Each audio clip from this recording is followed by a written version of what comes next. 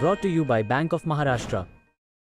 Bank of Maharashtra ने अपने home loan पर ब्याज दर घटाकर अब कर दिया है केवल 8.35%, वो भी जीरो प्रोसेसिंग फी पर। ये बजट विकसित भारत के चार स्तंभ युवा, गरीब, महिला और किसान सभी को एम्पावर करेगा। निर्मला जी का ये बजट देश के भविष्य के निर्माण का बजट है। इस बजट में 2047 के विकसित भारत की नींव को मजबूत करने की गारंटी है। मैं निर्मला जी और उनकी टीम को बहुत बहुत बधाई देता हूं। साथियों, इस बजट में युवा भारत की युवा आकांक्षाओं का, भारत की यंग एस्पिरेशंस का प्रतिबिंब है। बजट में दो महत्वपूर्ण निर्णय लिए गए हैं। रिसर्च और इनोवेशन पर 1,00,000 करोड़ रुपए का फंड बनाने की घोषणा की गई है। बजट में स्टार्टअप्स को मिलने वाली टैक्स छूट के विस्तार का भी ऐलान किया गया है। साथियों, इस बजट में फिस्कल डेफिसिट को नियंत्रण में रखते हुए कैपिटल एक्सपेंडिचर को 11,11,111 करोड़ रुपए की ऐतिहासिक ऊंचाई दी गई है।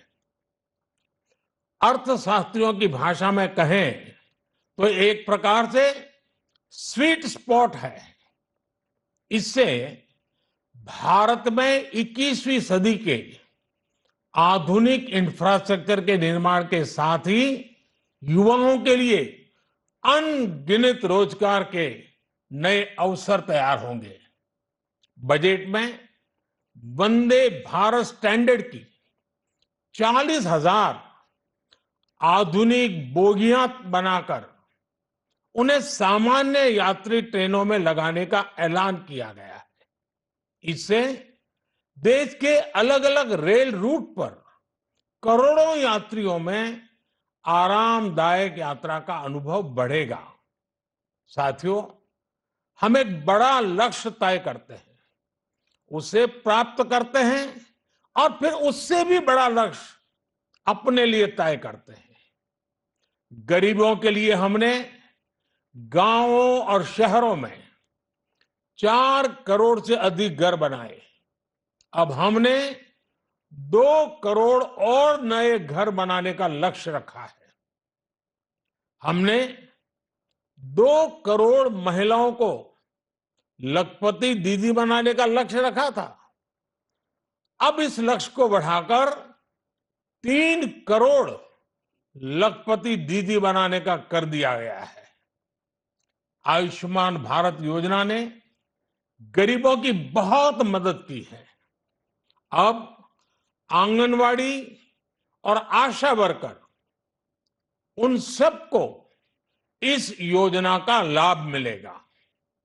साथियों, इस बजट में गरीब और मध्यम वर्ग को एम्पावर करने, उनके लिए आय के नए अवसर बनाने पर भी बहुत जोर दिया गया है। रूफटॉप सोलर अभियान में 1 करोड़ परिवारों को सोलर रूफटॉप के माध्यम से मुफ्त बिजली प्राप्त होगी। इतना ही नहीं, सरकार को अतिरिक्त बिजली बेचकर लोगों को 15 से 20,000 प्रतिवर्ष की आय भी होगी और ये हर परिवार को होगी।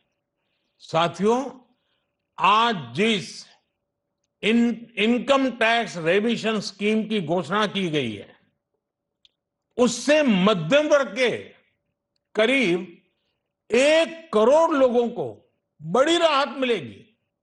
पिछली सरकारों ने सामान्य मानवी के सिर पर दशकों से ये बहुत बड़ी तलवार लटका कर रखी थी। आज इस बजट में किसानों के लिए भी बहुत महत्वपूर्ण और बड़े निर्णय लिए गए हैं। नैनो डीएपी का उपयोग हो, पशुओं के लिए नई योजना हो, पीएम मत्स्य संपदा योजना का विस्तार हो और आत्मनिर्भर ऑयल सीड अभियान हो। इससे किसानों की आय बढ़ेगी और खर्च कम होगा।